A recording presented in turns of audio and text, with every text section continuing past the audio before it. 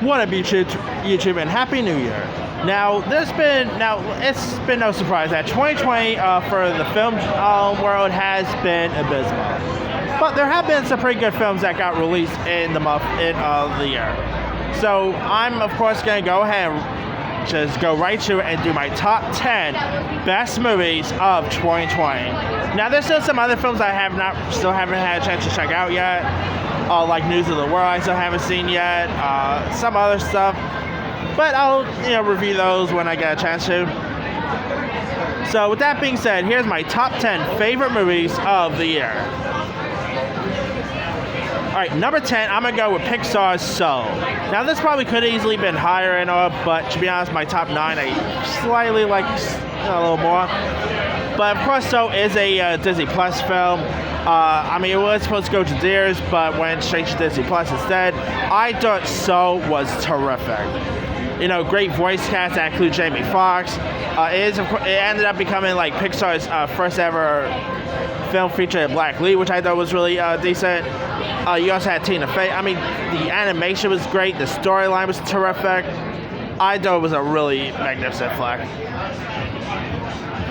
Alright, number 9, I'm going to go with the HBO Max film, my first HBO Max film in my top 10 favorite of the year, and that is Unpregnant. Now this is about a teenager played by Haley Lu Richardson who finds out that she's pregnant, so she decides to head out to have a abortion where she's allowed to at her age.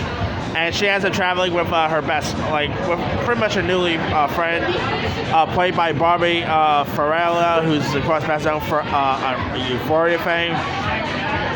Unpregnant was terrific. I thought the movie had lots of heart to it. It's a film about someone trying to get an abortion and whatnot. Which, by the way, I have another film that's pretty much, that I guess you could say is similar to Unpregnant. That's on my top 10 list. But Unpregnant is a really great one. Haley Lu Richardson, Barbie Farrella was great. You had Giancarlo Esposito was in this. It was a really good one. It's from the same director who recently gave us that remake of Valley Girl, so there's that. So yeah, if you guys have not really seen Unpregnant yet, definitely give that one a go. Alright, number 8, I'm going to go with Bill and Ted Face the Music.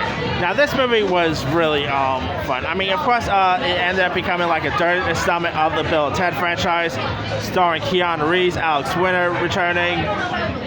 It's been years since the original Bill and Ted, and I thought they did a magnificent job with the return of the characters.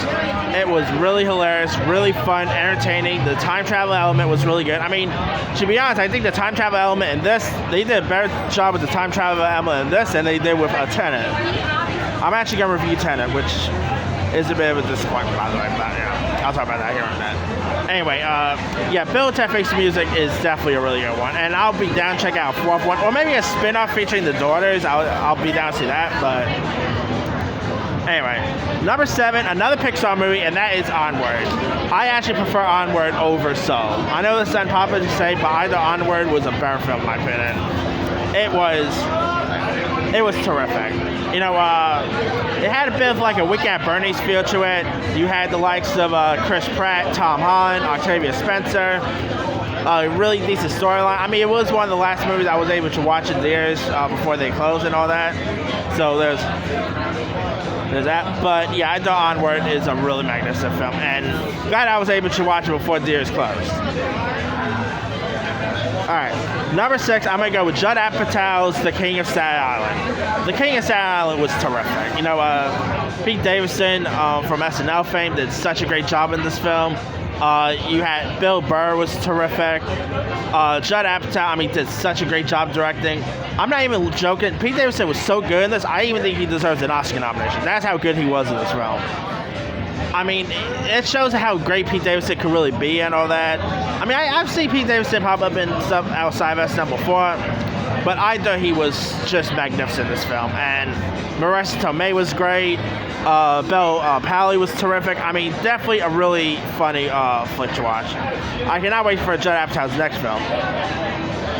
Alright, number 5, I'm going to go with Borat's subsequent movie film. This is definitely one of the funniest films I saw this year. Sacha Baron Cohen was great.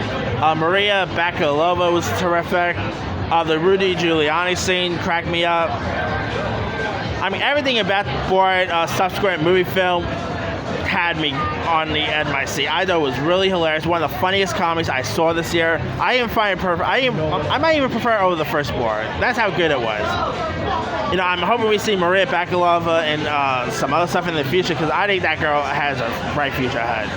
So yeah, if you guys have not seen Borat 2, it's on Amazon. Definitely give that one a go. All right, number 4, I'm gonna go with Promising Young Woman. Now, I just saw this just recent, like earlier actually, and you got Carey Mulligan, who I thought was terrific in this. You had a really great cast. I mean, this movie got a little nutty towards the end. I thought it was a really decent film. Very, the movie had like an interesting twist ending at the end, which I did not see coming. I mean, I'm actually going to do a review for it here in a bit. But if you guys have not seen Promising Young Woman yet, definitely give that one a go. I think you'll enjoy it. Number 3, it's David Fincher's Mank. I thought Mank was terrific.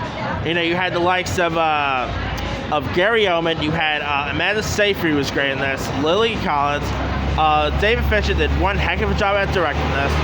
The black and white element was great. The production design was terrific. I mean, this movie pretty much took you back to old Hollywood, and I thought it was a really magnificent watch. So yeah, definitely a really decent one. I mean, I cannot wait to see what Netflix has in store with the upcoming Blonde movie. All right, number 2, I'm gonna go with Never Really, Sometimes Always, which is another film about a teenager going out to try to get a abortion, by the way. Never Really, Sometimes Always was terrific. I mean, I just rewatched it again on HBO. I simply loved it. I thought the lead actress, Sydney Flanagan, she has a bright future ahead. The one who plays her friend in this, Tyler Ryder, was terrific.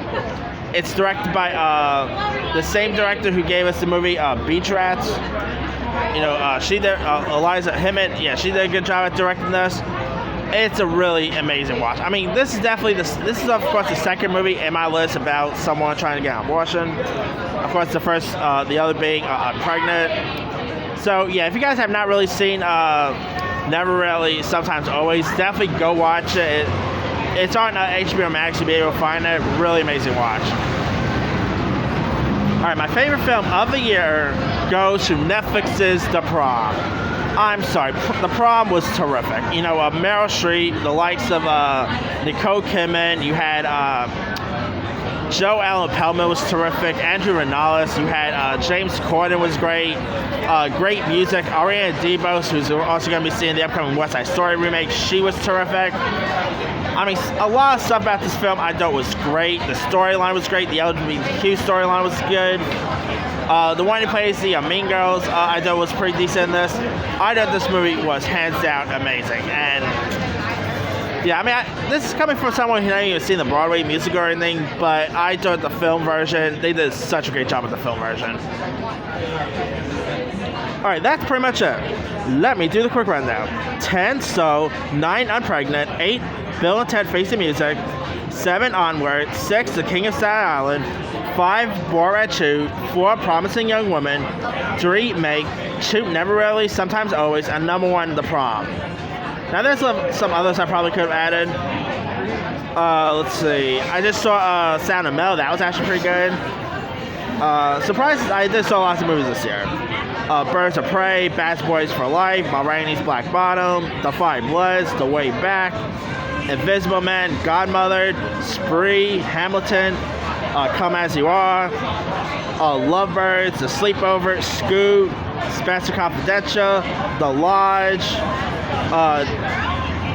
Clouds, Run, Wendy, American Picker, Jingo Jango, Possession. Lots of really decent stuff on this list. Let me leave it to you guys. What are some of your favorite movies of 2020? Drop a comment below. Don't forget to like, subscribe, hit that bell for more notifications. This is C Movie signing out.